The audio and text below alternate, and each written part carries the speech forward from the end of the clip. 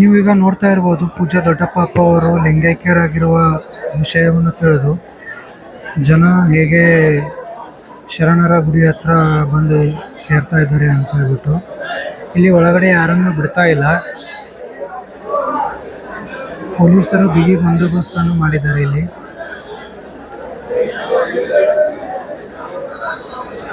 ದಾಸೋಹ ಮಹಾಮನೆಯ ಬಾಗಿಲು ಬಂದ್ ಮಾಡಿದ್ದಾರೆ ಇಲ್ಲಿ.